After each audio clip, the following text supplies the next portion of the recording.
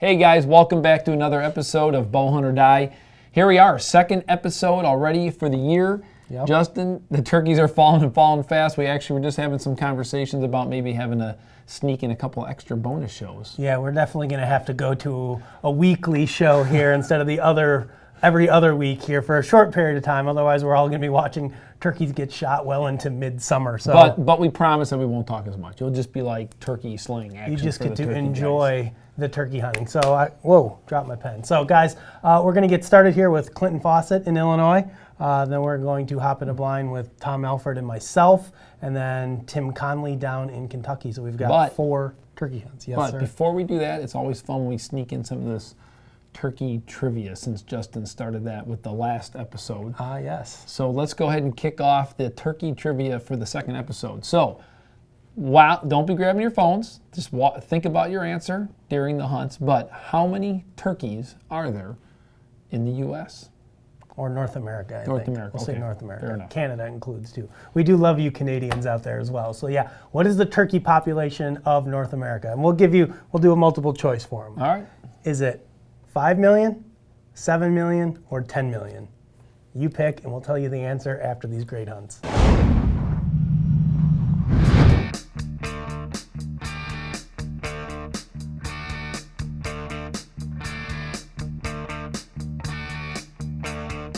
Good morning, everybody. It's day 2 of the Illinois turkey season.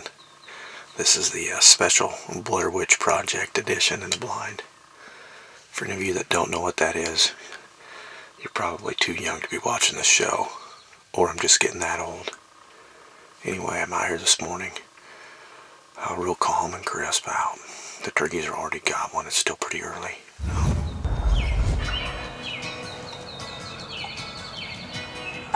Alright, well, I finally seen those turkeys strutting on that other ridge. It's a real steep draw in there where they're at. The hens are really vocal.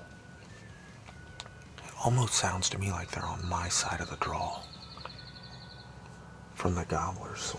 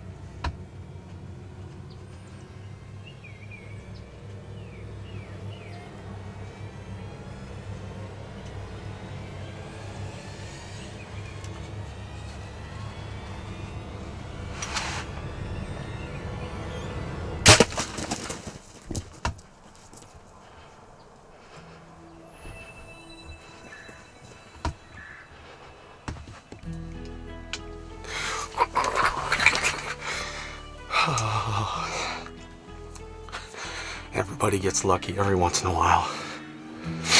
What a morning. What an absolute great morning. Being patient. It works out. I used to chase these turkeys around a lot.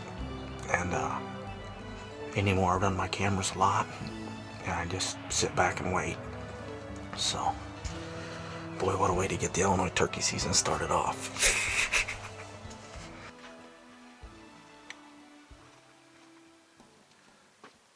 See, he didn't make it very far. He's just laying right there. Check him out. Well, it's been a good morning here in Illinois. What can I say? I'm not used to it getting over so quick. I mean, normally I'm good for 4 or 5 misses before I ever hit one, so it's really strange feeling for me to have gotten one my first shot. So, you know, turkey hunting's awesome when it works out, but it can also be one of the most frustrating things that you've ever done. I guess one of the big things I've picked up the last couple years is, you know, you run your trail cameras, see where the turkeys are strutting at, and when you're bow hunting turkeys, it's a lot easier to just hunt them like deer. Just get set up someplace and try to wait them out, and that was the key to this morning's hunt. You know, the birds were off the other direction about 250 yards, but I knew they'd been coming this way. There's lots of turkey droppings out here and a dust bowl right here by the blind, and so I knew they'd been here. It was just a matter of time, but I was close on them yesterday morning and they slid around me. And this morning I thought they were going to do the same thing once they got up here, but luckily for me, this subordinate gobbler had come from the back side, and I didn't even know he was there. He'd never gobbled this morning. The turkeys actually didn't talk very well today. It was 28 degrees. I don't know if that was the problem or what was going on, but he'd come out in the field back behind me, and once I saw those other 2 strutters run him off, I thought maybe I'd have a chance getting him to come down here. And even after he did, he wouldn't commit to the jake, which is what most of the gobblers always do that I've hunted before and that I usually miss. They come in there and beat that jake decoy up. This gobbler come in and he would only hang with that hen that was probably 10 yards away from the other decoys. That's where he wanted to stay. So luckily I was able to get a good shot on him. He went about 15 yards and expired there over the hill. So anyway, just a great morning here in Illinois. Gonna be the last hunt with the no cam. That's been a pretty good bow for me. I've had some great luck with that bow. I'm gonna get the Halon out this week and get it set up. And this Sunday I'm headed to Dustin's out in Wyoming. So hopefully the next time you see us, we're out chasing some turkeys around at the base of the mountains. But all I can say is what a beautiful day here in Illinois. Just an absolute fantastic morning, and it could not have worked out better.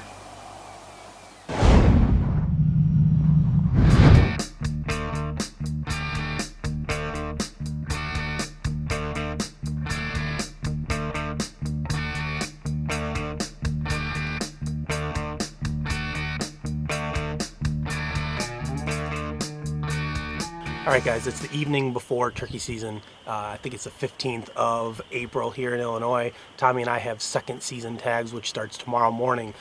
We came out here last weekend. We brought the boys out here and set up the blind, did a little bit of scouting. We saw some birds actually out in the field where we're going to be hunting tomorrow morning, which is the same spot Tommy killed his bird last year.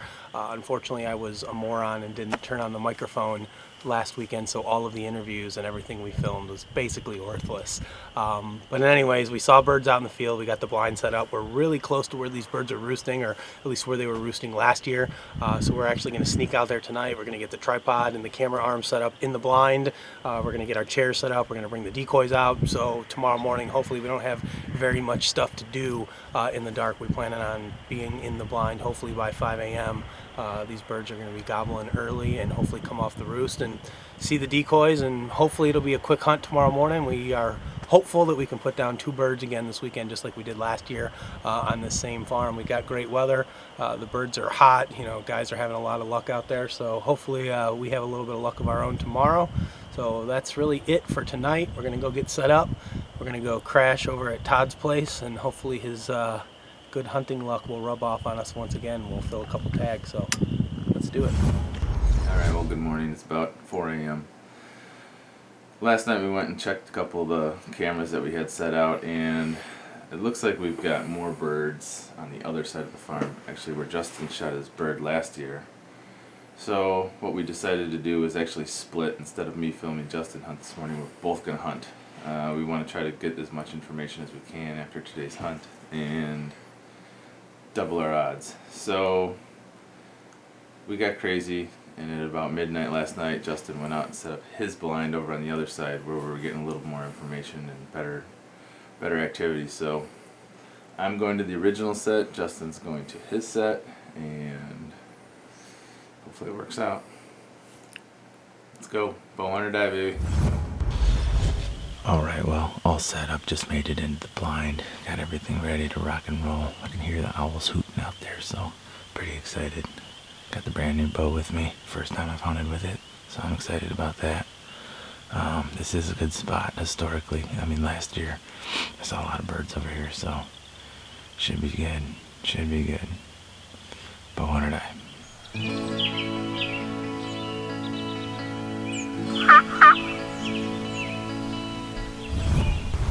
Alright, well, we're up to 3 hens so far this morning. Just nothing with a beard on it yet.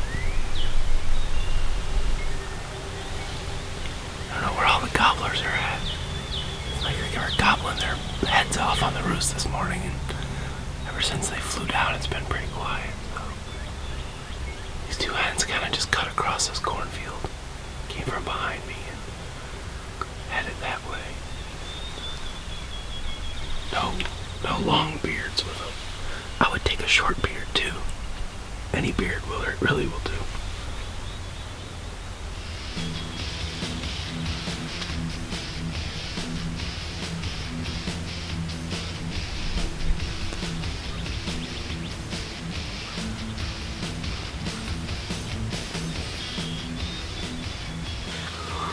Well, the party was in the field for a little while. We had a big boss gobbler come out, but I think he had 6 total hens with him. And, he didn't really care too much for old Jakey and his lonely girlfriend out here. He was like, you can keep your 1 chick. I got 6. Well, it's pretty dead over here on my side of the field, but Alford's got 2 birds working. I don't think they're in the field yet. They may still be in the woods, but I can hear him gobbling. I can hear Tommy calling. So hopefully he'll get a shot at one soon.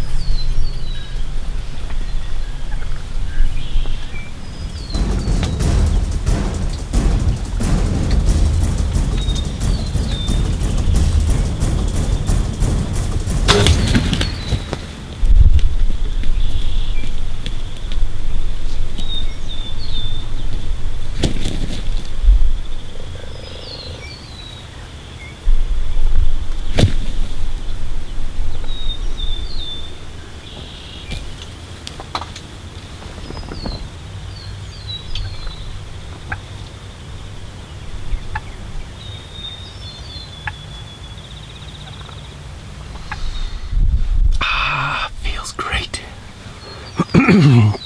3 years in a row, got a turkey, which is pretty amazing considering I hadn't shot a turkey ever before. But I don't know what to say, guys. We had this. I got birds still gobbling right here. But I had a gobbler pop out in the field up here, and I called to him, and he strutted, but he didn't want to come. And then a couple minutes later, I thought I heard a gobble, and I looked out in the field, and sure enough, I had 2 pretty good longbeards come across the field. And as soon as they saw these decoys, they darn near ran in here. And 12 steps from the blind, I shot what I thought was the bigger of the 2. He had a nicer fan. The other one was missing a couple feathers. And I shot him. He was facing directly away from me, and I must have spine shot him or whatever, but dropped him in his tracks. He was dead almost instantly. The other bird jumped on him, started pecking him. Then he kind of ran off.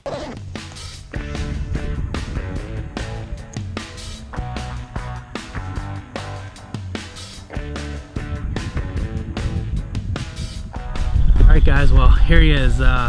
Like I said, it's opening day of the second season here in Illinois. It's April 16th. Tommy and I came out here last night, and to be honest with you, if it wasn't for these trail cameras, these stealth cams that we had set up on time-lapse mode, I wouldn't have been hunting this side of the farm. You know, we checked the cameras late last night after dark, and it showed us that the activity was over here, so we came out here last night at, no joke, 11:30, 12 o'clock at night, and set up this blind and got everything ready to go. And you know, these birds, they were kind of over the crest of the hill, and they couldn't see the decoys at first, but as soon as they got up high enough to see those decoys, they came right in. 12-yard shot, shooting this NAP Spitfire Triple X. It's a 2-inch cut broadhead, and as you guys saw, this bird didn't go anywhere. So the second official kill for the Halon, first of 2016. Super excited about that. Another great way to start off Bowhunter Die Season 7. So thanks guys for watching the show. We appreciate all the support from everybody out there, and you know, keep tuning in each week, and we'll keep bringing you some great bow hunts. Bowhunter Die, baby. All right, well, congrats to Jay-Z. He just shot a really nice bird. We did the recovery right there. I ran over here from my blind just because there really wasn't a lot of action going on over there, and that bird that I had working just wouldn't cross the fence. When he did, he was a little too far. So we're all set up. I'm set up in the driver's seat. We're gonna go for a repeat of last year. And we already got a bird gobbling, so let's do this.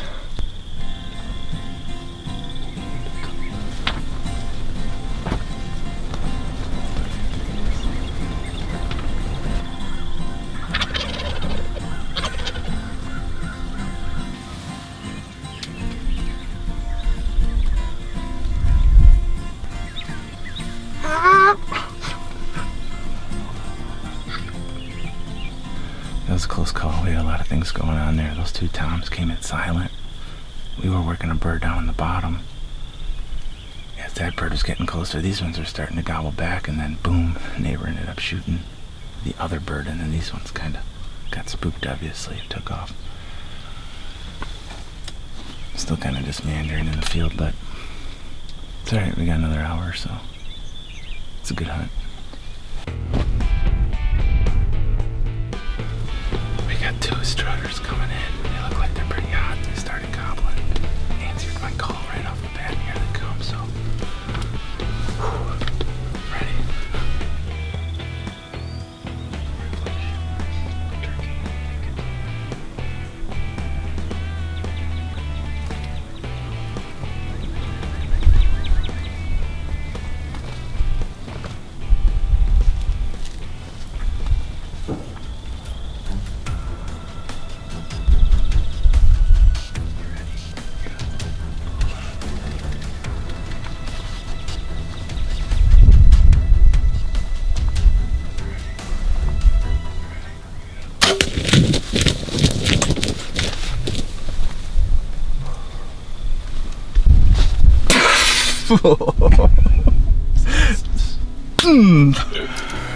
Holy cow.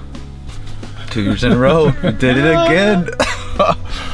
Those birds wore us to pieces. And thank you for calling. Holy cow. I don't think I could. My lips were chapped, and I was trying to make like I can hardly breathe right now. 12:15.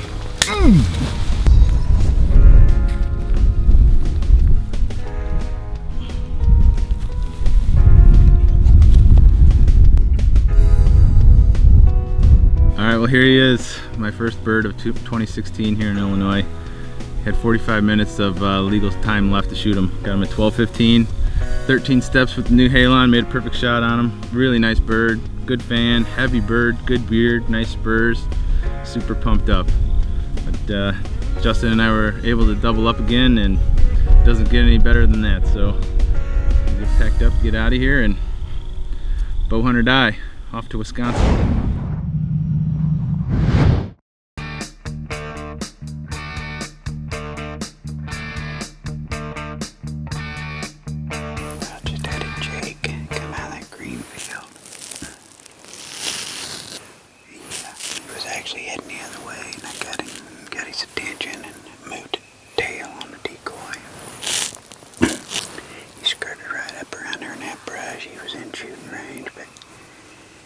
Brushy up through there, he finally ended up jumping up on a log and stood there, wasn't seen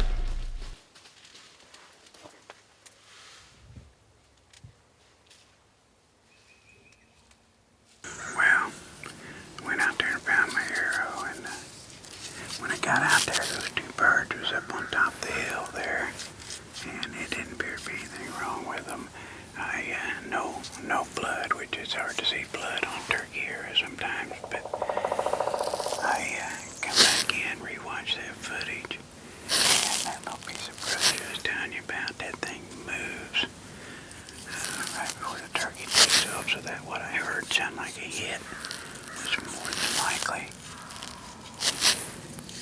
this arrow hitting that stick.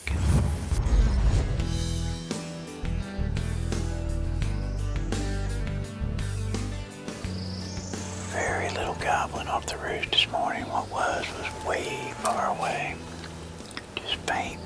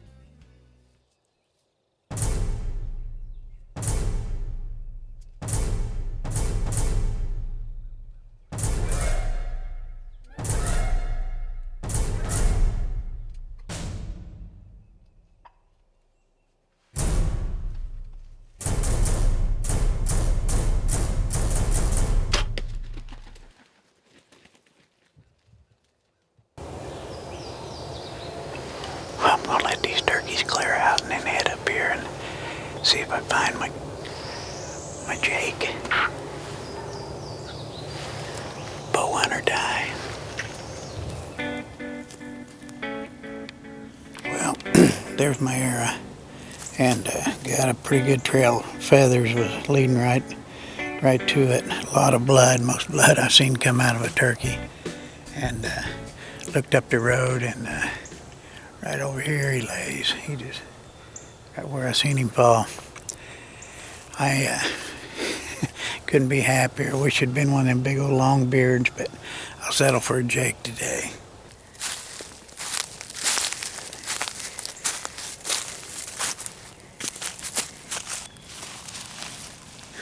Wow, look what a wound channel. Well, after a rough day in the blind yesterday, whenever I seen very little, I had a action-packed morning this morning. And I'm down just over a little roll here, and it's awful hard for those turkeys to see my decoy. And just tough setup, hard hunting. But I couldn't be happier. This is my first Kentucky bow kill, and pretty proud to tag this Jake today. I was planning on going home this afternoon, but after seeing all those long beards in here this morning, you can bet you I'm staying another day or two. Bowhunt or die.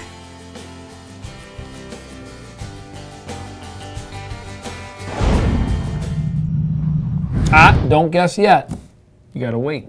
Wait till the end of this? Yes. Okay. Well, then let's talk about the hunts first. We'll start with Clinton. You know, getting the year kicked off with a bang down there in Illinois. Second day, I think, out in the blind. 10-yard shot, makes a perfect hit on the gobbler. He dies right there. The unfortunate thing about Clinton's hunt that you don't get to see in this is that while he was filming his interview, his tripod fell over and he broke his camera. Like, he sent it in, it is broken. He needs a new camera. Well, why didn't we have a second angle of that? Second angle of that? He's gonna lose points on the scorecard. We're losing points. But all of our teammates get points, so he's going. It's kind of unfortunate that he broke his camera filming an interview on a turkey recovery. But those are the hazards of filming in the outdoors. But great hunt on his part. Todd, next up, me and Tommy. Well, here we go. We're starting the scorecard. Even though I still, for those of you who are the diehard fans of Bowhunt or Die, I've yet to receive my $100 from Justin. For the record, that has not happened. We're working it off. Remember, I bought you a nice lunch one day at the Mexican restaurant. You have an $80 credit with me still. So I vaguely remember this conversation now. Yeah, vaguely remember it now. See, I remember. I'm owning up to it. Don't worry. So Justin's turkey does not count as far as the score between him and I and the success of the season because he was on my property. So that's just the turkey's out. But Justin, I will say 2 years in a row, great turkeys, good shot. As usual, you're off to a good... I like them when they're close. You get them 12 steps and in, and that's perfect for me. I have a serious advantage this year. I don't know if I'm allowed to say it on the show, but Justin's going to have some hard time sleeping in October and stuff. So I totally have got. I'm gonna have a one up on Justin because Justin's number 3 baby is on the way.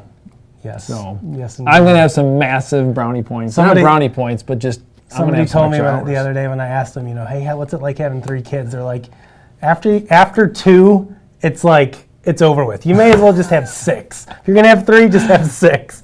But I'm stopping at 3. Hopefully, everybody, if you see my wife, tell her stop at 3. So yes, baby number 3 on the way, due October 30th. I know a good doctor can that help was you that was stop that good too, so. planning on our part. So yeah, my hunting season should be interesting. So it's a good thing that I killed a turkey. One thing we did want to talk about, Todd, the trail cameras in time-lapse mode. Okay, probably was the biggest factor in Tommy and I killing our birds. We went out a week earlier. We set up the new stealth cams. It's the G Pro series. We put them in time-lapse mode from 6 a.m. to 10 a.m. because we wanted to monitor those 2 areas of the farm. And as fate would have it, I guess it just goes to show you, we set up the blind over here and all the turkey action is on the other side of the farm. So we went back at midnight and set up that blind based solely on what we saw on the time-lapse mode from those cameras, and obviously it worked out. So it's probably the biggest thing I've learned when it comes to turkey hunting is you gotta be where the turkeys are at, and they seem to be in the same general areas all the time. Yeah, and let's take that a step further. I mean, it's not just about turkey hunting. I mean, guys, Sure.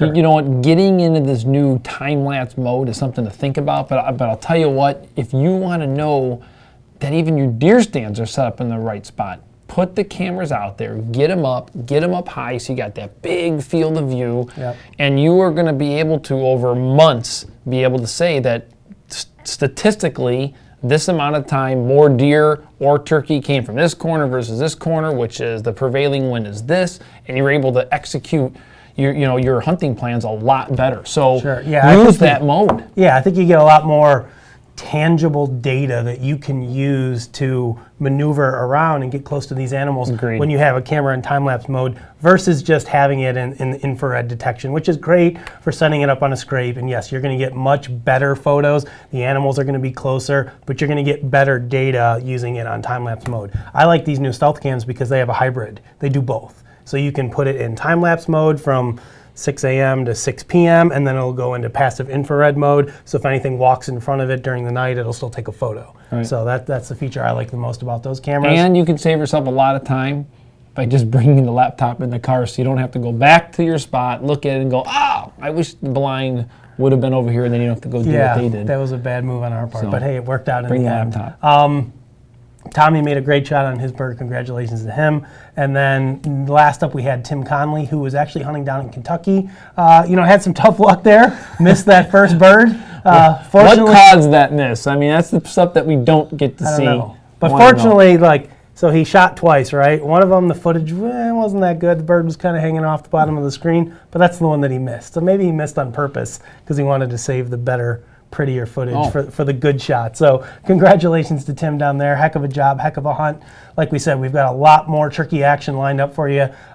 Clinton and Johnny went out to Wyoming with Dustin and they shot a pile of birds. So those hunts right there could fill up probably an entire episode with their escapades out there.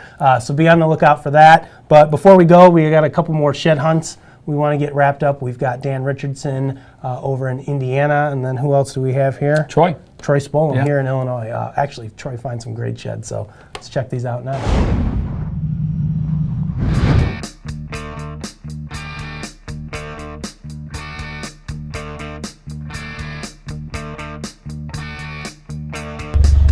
We're gonna glance through and see if and there we go.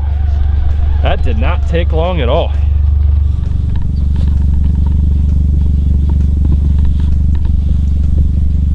That's a great start. So not big, nothing of too much size here, but nice little mainframe 10, not too shabby. And then right up here, little mainframe 8. So got the left side on one of them, at the right of another buck. Well, I wasn't looking very hard because I have one more right back behind me here. That was only about 15 yards away. Same spot. So I'm on the main ridge and I'm gonna kind of walk this ridge and look down in the valleys. With the sun, we should be able to kind of look down and see if there's any antlers laying out there. I don't know, I'm kind of running out of whoa, whoa, whoa, yes, no way. Check that out. And that, I cannot believe this. Okay, so we're just driving across on the top of a main ridge. I don't see this buck over here. This is Rick James. I don't see him over here at all. Clearly, I don't understand his path very well, but here he is. This is his left side. Holy cow, look at those. Just some messy kickers coming off by his brow tine, blading. It's already been chewed a little bit, but this is the buck I was after. This is awesome. This is why we come out and do this. This is the complete matching set to deer we call Rick James. Just pulled up and found this left side. As you can see, this is a really cool character buck. An old buck. He's got all this blading going on. We think he's 5.5 years old. I don't think he's much older than that. Pretty cool story with this guy. I mean, he was all over my stealth cams this year, and we were really going after him hard. I saw him a few times on hoof, just couldn't quite get close enough. I had him at 70 yards at one point, and just wasn't going to make that shot. My dad actually shot him this past year on his left side, hit him in the shoulder, and we tracked blood and never could find him. We were really concerned, thought as much blood as we saw that he was going to be in trouble. But as we were tracking him, we come upon his shed from what we think is 2014. And so you could see how much growth he had, and he grew another point here. His G2 turned into this, and his G3 actually became what his G2 was the previous year. So really cool story we've got going on with this buck. Hopefully the injury, I mean, he still had his antlers. He carried them all through the year. I'm a little concerned in looking at how the break happened. It's not quite as clean as the right side, and this was his injury side, but you can see he's got some funky drop tine going. He's got another kicker off his brow. So just an awesome buck, and this really tops off my shed hunting here. I'm done for the day. This is exactly what I wanted to find.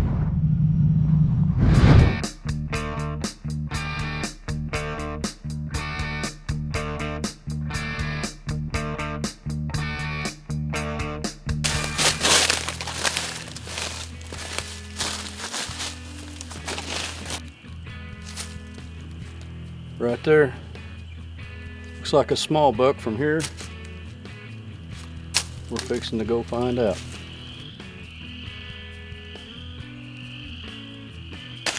It's an old one. It's snapped off. There's still half a burr on there, but the other side has snapped. Huh. Definitely a shed. I mean, it's got the burr and what's left under it there, but kind of makes you wonder if he got hit by a car. I'm not too far off the road. Maybe damaged it and broke it off, or just got in a fight and it snapped, but that's kind of cool. This is crazy.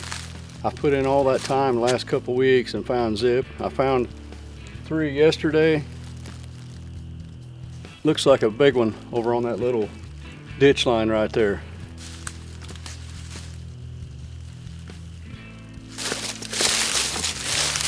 Right there. That's going to be a real nice buck this year. It was a nice buck last year. That is a freshie, no blood, but it is from this year. He's got a short brow. Usually we've got good characteristics of long brows, but regardless, that is going to be a nice one. I like it when you can spot them that far away, especially in an open area like this. I got out of that thicket, about 100 yards past it. Yeah. Bam. Again, I'm almost out of daylight. Sun's going down behind the trees. Probably hopping this ditch. There's one sticking up over there. Can't tell how big. Looks kind of deep, and I'm going to try it anyway.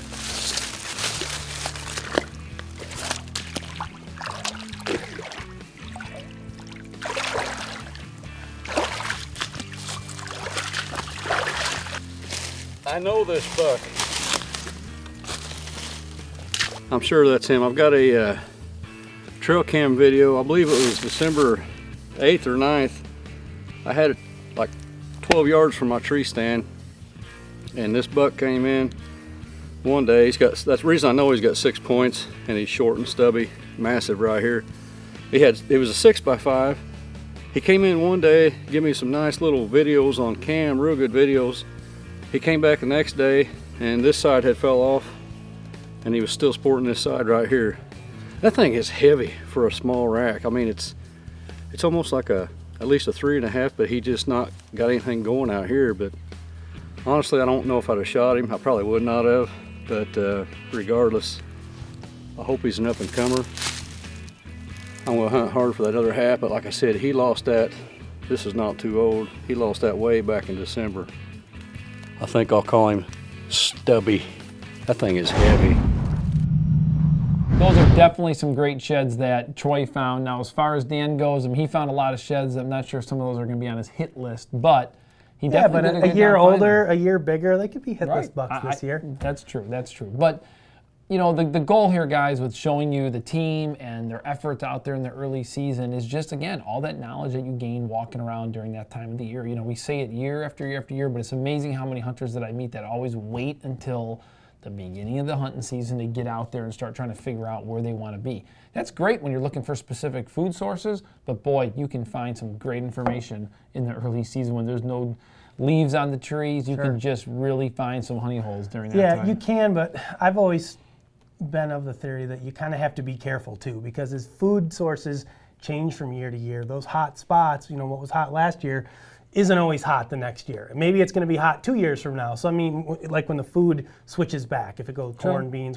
So you have to be kind of careful. You know, you don't want to over-invest yourself into that information you find during shed season, but you still need to get out there and scout and look for it. One thing I got to say is Dan Richardson by far has the coolest walking stick of any of our shed hunting team. That there is a special looking stick. That's a heck of a stick that he's got there. He loves his mushrooms for sure. Sure. Well, I've been catching up on Walking Dead lately, and there's some dudes that got some pretty awesome sticks that they use to fight the zombies, and that's all I think of when I see Dan walking around the woods with that stick. So congratulations a little bit of a tangent to those guys. They had a great shed season. What do we got next, Todd? Probably some trophy photos, or wait, no. We've got to answer the people's trivia question. That's right. Sorry about that. The trivia question we almost forgot. I did beat Brandon on that, so just for the record, I did beat one person. Oh, on the trivia. So the answer to the question is there is an estimated 7 million wild turkeys in North America right now. You know, largely in part to hunters, conservationists, and groups like the National Wild Turkey Federation, who really have worked very, very hard to get those populations up from the very low numbers that they were at in the 60s and early 70s. So, you know, congratulations to all the hunters and everybody out there who's worked, you know, to get the wild turkey populations where you know, and just it is amazing when you know, I think about my property in Wisconsin years back when I was a kid. I mean, I remember learning about some of the release programs that they were doing. Sure. And it's amazing when you would hear where they released them and just to watch their growth over the years. I mean, it's amazing, because I know for a fact we did not have turkeys. Well, even this area right here where we're at, there's starting to be more and more turkeys in this vicinity around the office. I know people that have been seeing them right by your house here lately. Hey. It's going to be by my house. They're all over by his house. There's none by my house. Yeah, it's all forest preserves over where I live. So, well, guys, we want to, of course, take a couple seconds to thank the folks who sent in their trophy photos for this week's episode. Jared Schaefer, Josh Light, Cody Murray, Mel Boyle, Neil Dixon, and PJ Mack. Hey guys, those are some great trophies, and if you'd like to see yourself right here in an episode of Bowhunter Die, don't wait, send us those photos in, and remember, a trophy is all about what you think a trophy is. I mean, we got an alligator here in this episode, which is that's definitely on my list of things to do. I want to shoot an alligator. How about you? Sure. Well, one of these days, I suppose I'd like to go shoot an alligator. Why not, right? Make some boots out of it, I suppose. Some boots. So, guys, that's all we've got for this week's show. A couple things we want to talk about. Todd has a little clarification for you folks at home. clarification. When I said doctor, Yes. I was talking about that. Yeah, Nothing Todd other than wants to that. help me with my affliction of having kids like it's going out of style. So I appreciate the help, Todd. You're welcome. You're a great welcome. man. I'll drive you and pick you up and buy you the ice. Oh man, see? But everyone also, needs a friend like Todd. hey, for all of my cycling fans out there and running fans or triathlon fans, I know there's a few bow hunters that love to do that kind of stuff. Garmin, if you got a Garmin watch, you can download a cool Bowhunter Die logo from the App Store, which is cool. So definitely take a look at that from my Garmin fans out there. Pretty awesome. I don't have. You're gonna have to get one one of these, dude. Oh, you should buy me. You got to one, start man. running a little bit. Sure, let's go. Let's go for a run. So, guys, that's all the action we've got for this episode of Bowhunter Die. We're not 100% sure if it's going to be 2 weeks or 1 week until the next show. We got to look at the footage that's coming in, but keep an eye on the website and the Facebook page. We got a lot of great stuff going on. And if we decide to do an early episode, be on the lookout for those emails. Make sure you sign up for our email alerts. We send them out every time there's a new show. So, thanks for watching. Bowhunter Die. For more exciting action, be sure to follow us on Facebook, Twitter, and Instagram and receive live updates from our team members as well as the latest happenings in the bow hunting and archery world. Be sure to share your photos, stories, and experiences as well. And don't forget to pick up your official bowhunting.com and Bowhunter Die gear by visiting bowhunting.com/gear. We have a full selection of hats, shirts, decals, wristbands, and much more. To the foodies. Big bird down. Not the big bird, because I don't think there's a season for him, but a big bird. We found the one thing that's less interesting than turkey hunting. Mushroom hunting. That is not true. For some people think that is the gem.